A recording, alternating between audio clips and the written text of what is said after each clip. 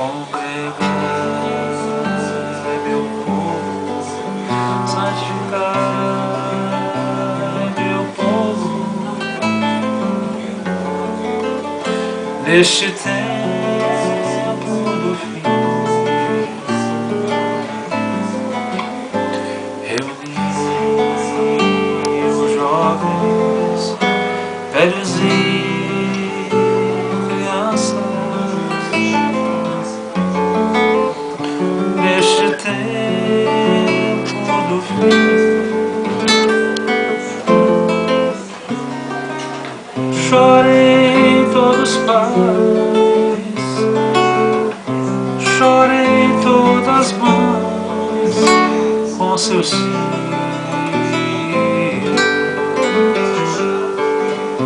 chorem sacerdotes, chorem os ministros do altar.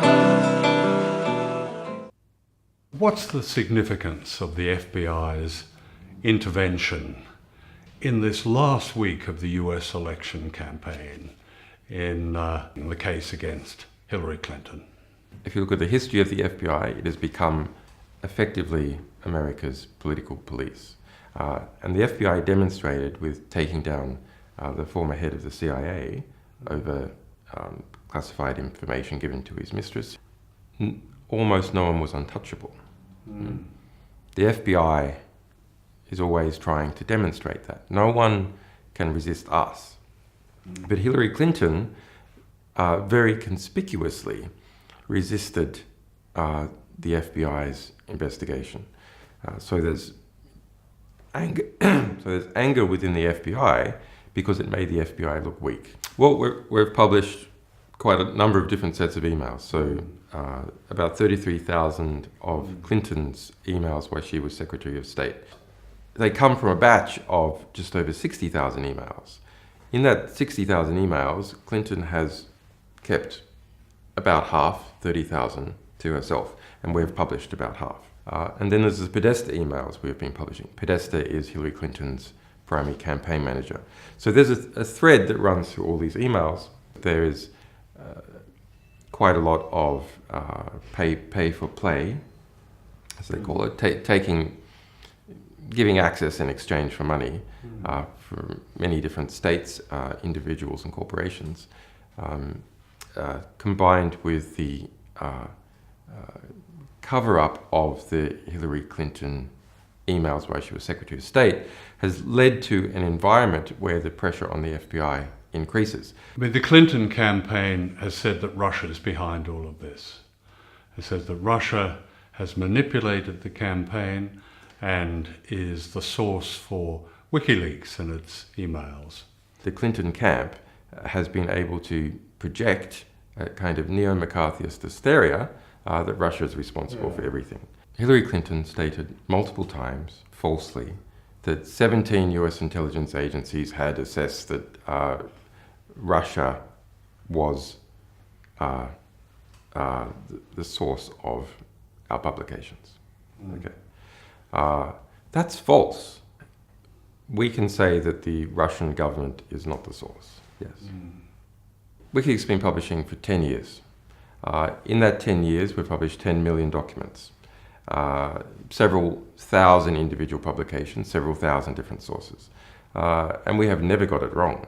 All the emails that give evidence of access for money and how Hillary Clinton herself benefited from this and how she is benefiting politically are quite extraordinary. I'm thinking of where the Qatari representative was given 5 minutes with Bill Clinton for $1 million check, and many other examples. Can you 12 million for Morocco.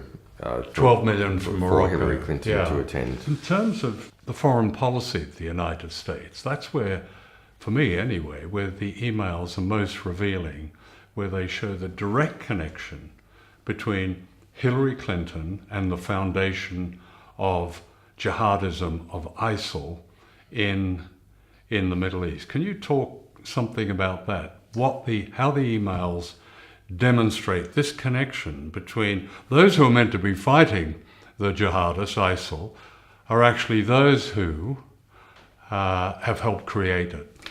There's a early 2014 email from Hillary Clinton, so not so long after she left Secretary of State, to her campaign manager, John Podesta. That email, it states that ISIS, is funded by Saudi Arabia and Qatar, the governments of Saudi Arabia and Qatar. Now, this is I think this is the most significant email in the whole collection.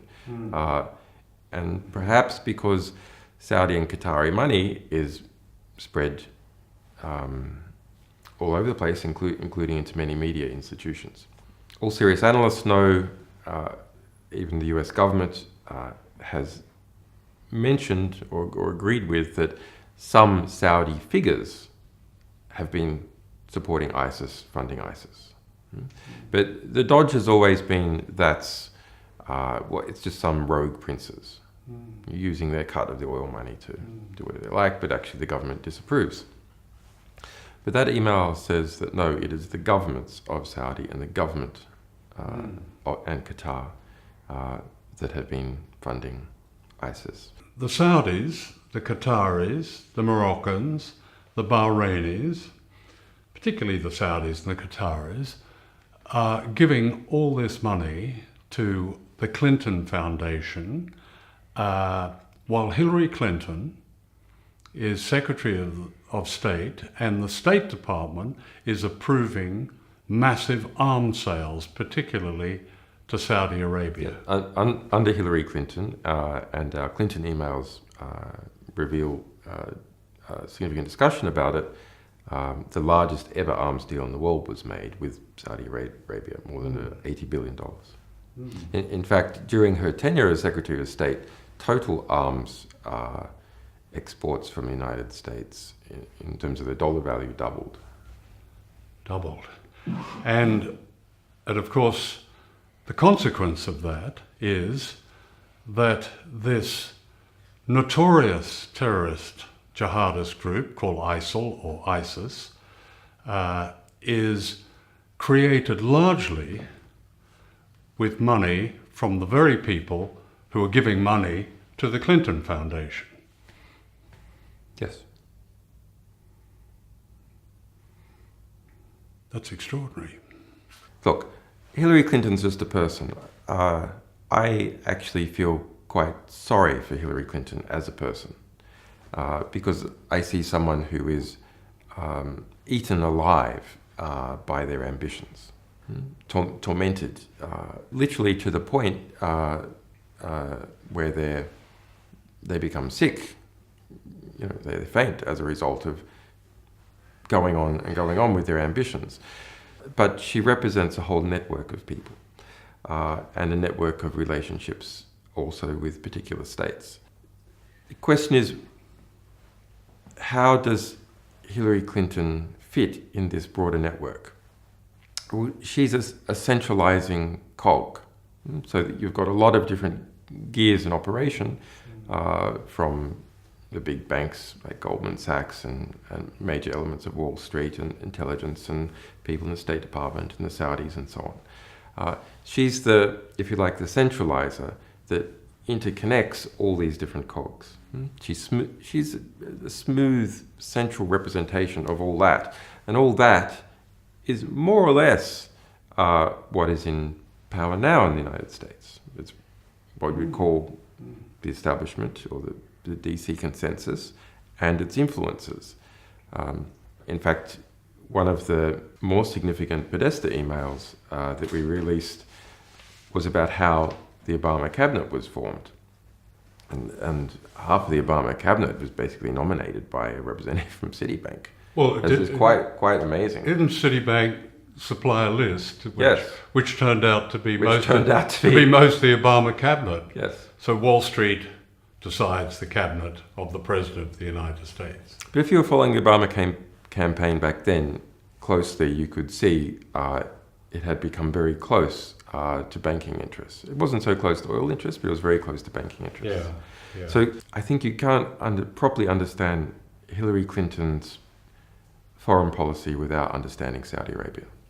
The connections with Saudi Arabia are so intimate. Why was she so demonstrably enthusiastic about the destruction of Libya? Can you talk a little about just what the emails have told you about what happened there? Because Libya is such a source for so much of the mayhem now in Syria, the ISIL, jihadism, and so on. And it was almost Hillary Clinton's invasion. What do the emails tell us about that? Libya, more than anyone else's war, was Hillary Clinton's war. Barack Obama initially opposed it. Who was the person who was championing it? Hillary Clinton.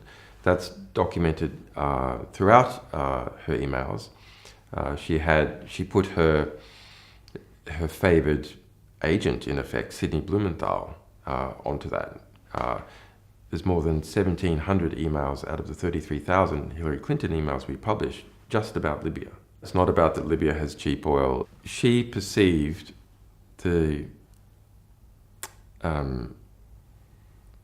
removal of Gaddafi and the overthrow of the Libyan state, something that she would use to run in the general election for president. So late 2011, there's an internal document called the Libya TikTok that is produced for Hillary Clinton, and it's a chronological description of how Hillary Clinton was the central figure in the destruction of the Libyan state.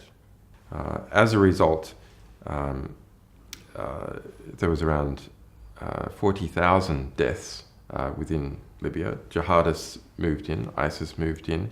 That led to the European refugee and migrant crisis, because not only did you have people fleeing Libya, people then fleeing Syria, destabilization of other African countries as a result of arms flows. The Libyan state itself was no longer able to control movement of people through it. Libya faces onto the Mediterranean. And so it had been effectively the cork in the bottle of Africa. So all problems, economic problems, civil war in Africa, previously people fleeing those problems didn't end up in Europe because Libya policed the Mediterranean.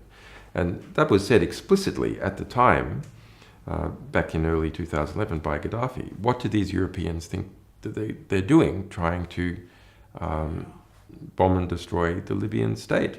There's going to be floods of migrants out of Africa and jihadists into Europe, and that is exactly what happened. You get a lot of complaints from people saying, what is WikiLeaks doing? Are they trying to put Trump in the White House?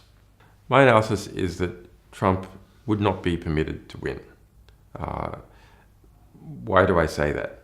Because he's had every establishment offside.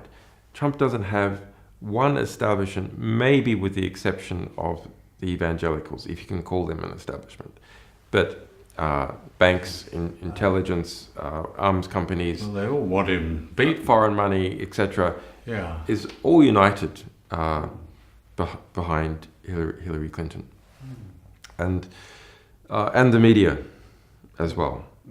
So media owners and even journalists themselves. The accusations that WikiLeaks is in league with the Russians, and you hear people saying, well, why doesn't WikiLeaks investigate and publish emails on Russia? We have published over 800,000 documents of various kinds that relate to Russia. Most of those are critical. And a great many books have come out of our publications about Russia, most of which are critical.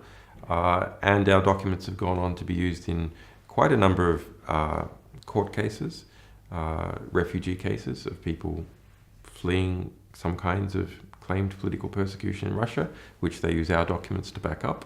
Do you take yourself a view of the US election? Do you have a preference for Clinton or Trump?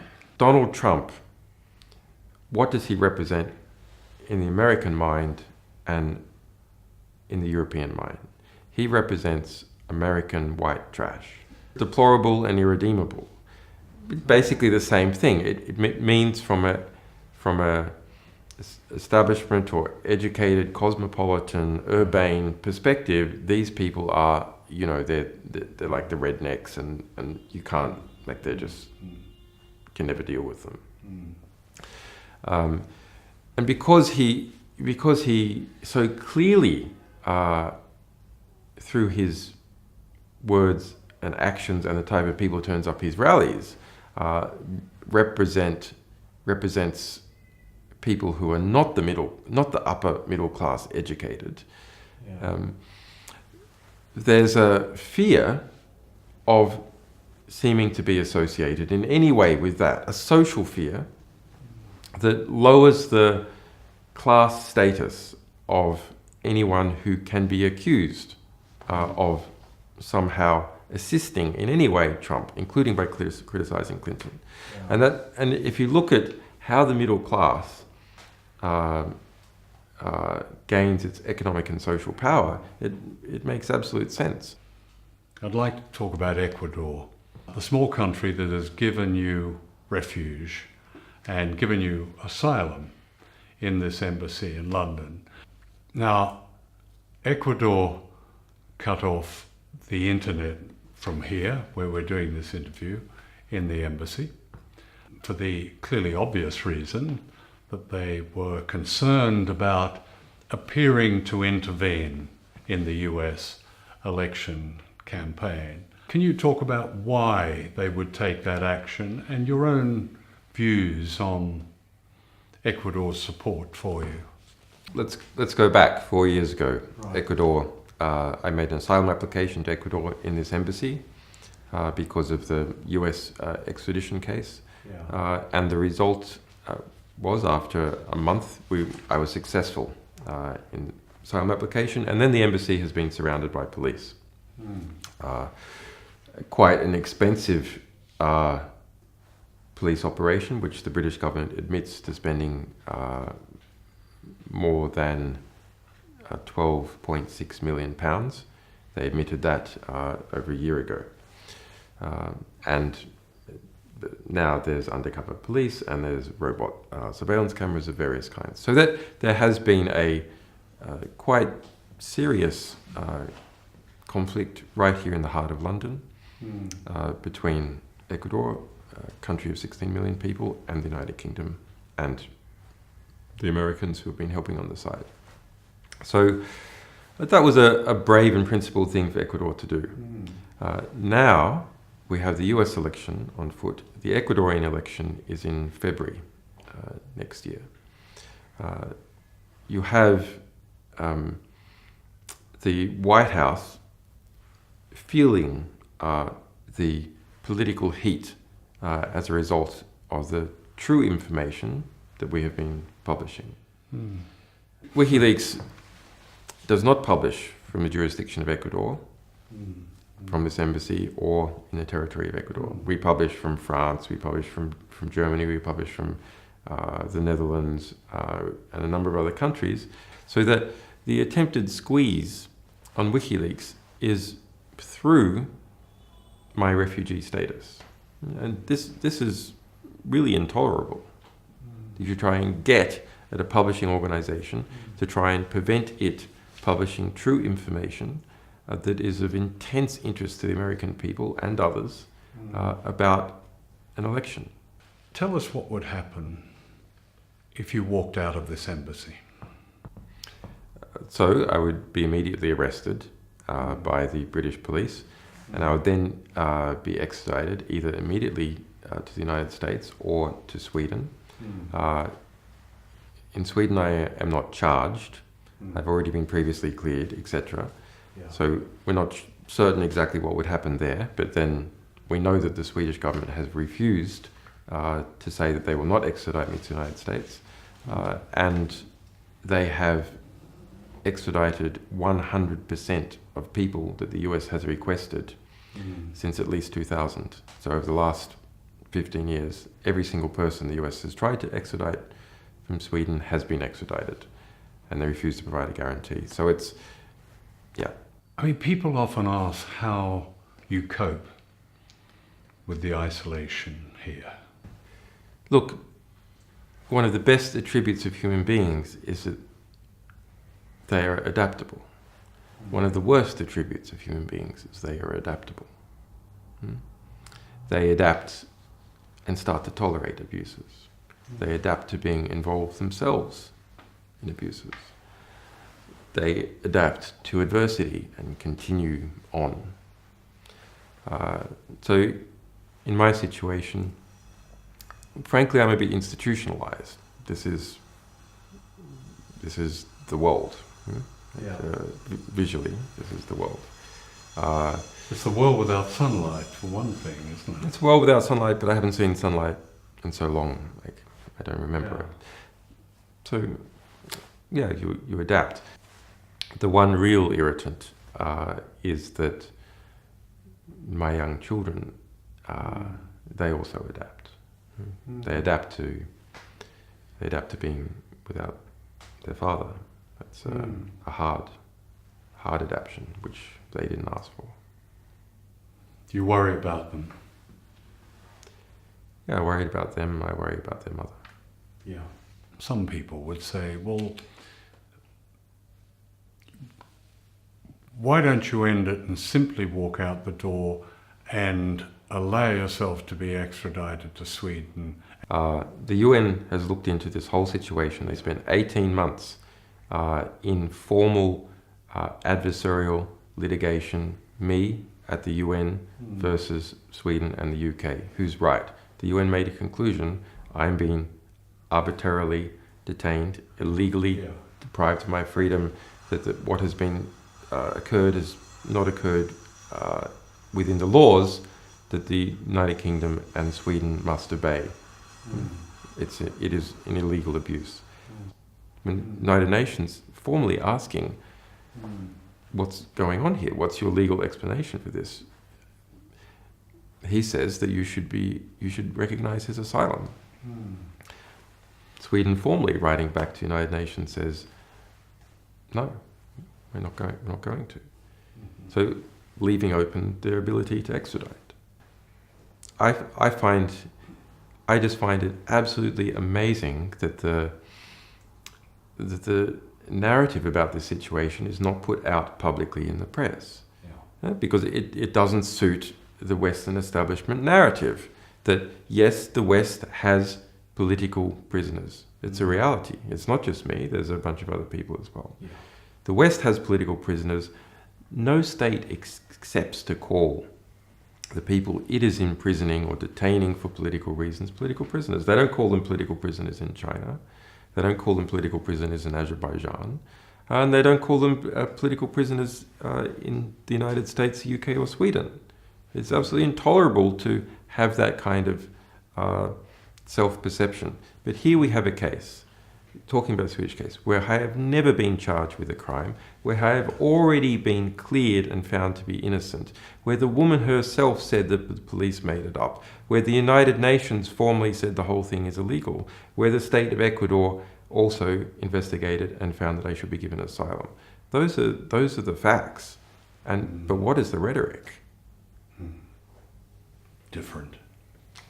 The rhetoric is pretending, constantly pretending that I have been charged with a crime, never mentioning that I have been already previously cleared, never mentioning that the woman herself says that the police made it up, trying to avoid that the UN formally found that the whole thing is illegal, never even mentioning that Ecuador made a formal assessment through its formal processes and found that, yes, I am subject to persecution by the United States.